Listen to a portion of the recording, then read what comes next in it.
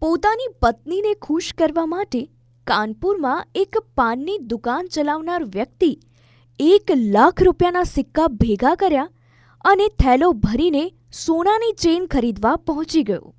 આ કિસ્સો હવે ઠેર ઠેર ચર્ચાનો વિષય બની ગયો છે. લગ્નના થોડા સમય બાદ જ્યારે પત્નીએ મજાકમાં એક ખાસ ભેટ માંગી ત્યારે પતિ અભિષેકે પણ તેણીને આવી ભેટ આપવાનું નક્કી કરી દીધું કે જે તે હંમેશા યાદ રાખે. પાનની દુકાન ચલાવતા અભિષેકે પોતાની રોજની કમાણીમાંથી 20 રૂપિયાના સિક્કા બચાવવાનું શરૂ કર્યું. ધીમે ધીમે તેણે 5,290 સિક્કા એટલે કે ₹1,05,800 ભેગા કર્યા. જ્યારે તેની પાસે પૈસા ભેગા થયા ત્યારે તે થેલો ભરીને જ્વેલર્સના ત્યાં પહોંચ્યો.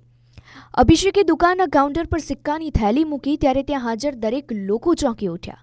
ત્યાં હસતા હસતા તેણે કહ્યું કે હું આ સિક્કાઓથી મારી પત્ની માટે સોનાની ચેન ખરીદવા આવ્યો છું.